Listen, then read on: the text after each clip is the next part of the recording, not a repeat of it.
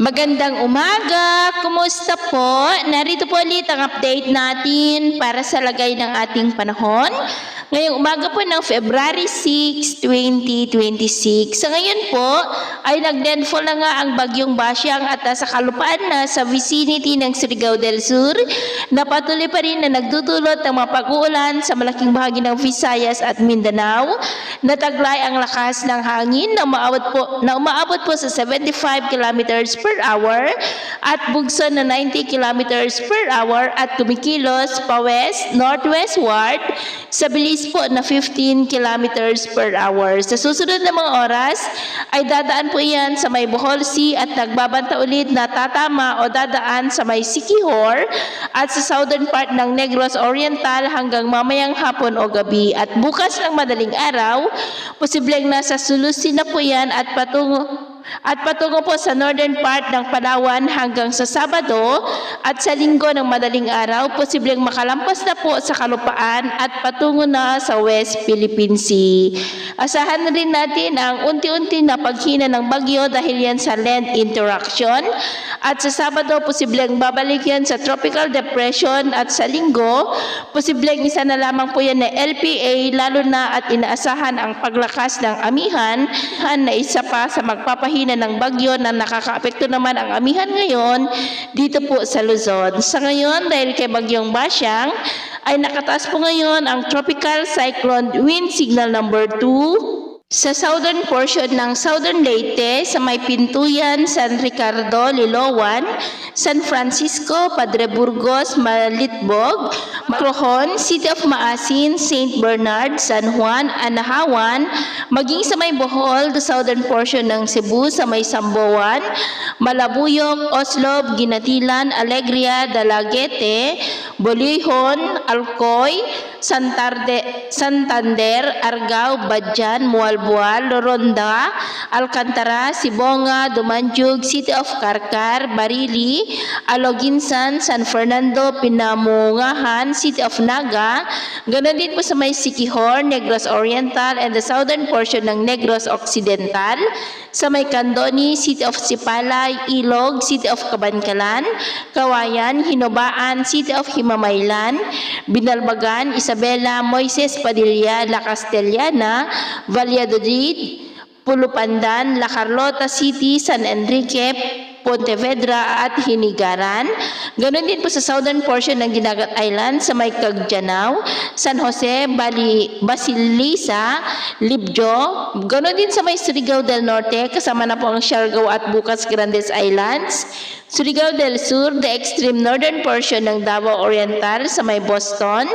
Agusan del Norte, Agusan del Sur, Misamis Oriental, the northern portion ng Bukidnon sa may Impasugong, Manolo Fortich, Malitbog, Sumilao, Libona, Baoan, City of Malaybalay, Cabanglasan.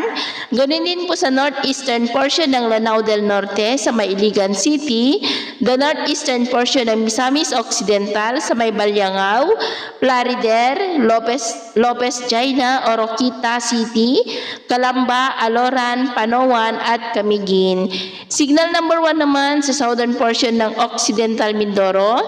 sa may San Jose, Magsaysay, Rizal, Calintaan, Sablayan,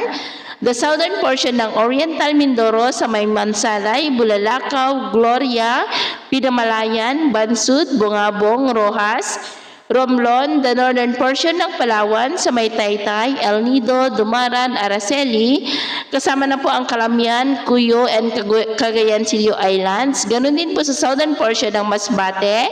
sa may Mandaon, Milagros, Balud, Placer, Kawayan at Esperanza.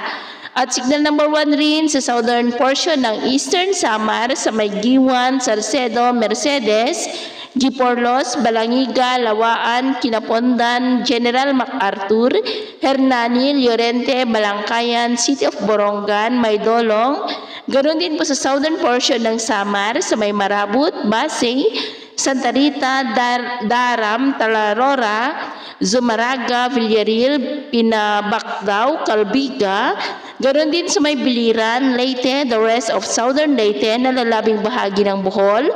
the rest of Cebu, the rest of Negros Occidental, Guimaras, Iloilo, Capiz, Aklan at Antique, ganon din sa nalalabing bahagi pa ng Dinagat Islands, the northern and central portions ng Davao Oriental sa may Katil, Baganga, Caraga, Manay, Tariagona, Lupon, Banay-Banay, ganon din sa may Davao de Oro, Davao del Norte, the northern portion ng Davao del Sur sa may Davao City, Santa Cruz, Bansalan, City of Digos, ganon din sa nalalabing bahagi pa ng Bukidnon, the northern portion ng Cotabato sa may Carmen, Binisilan, Alamada, President Rojas, Antipas, Arakan, Magpet, Matalam, Kabakan,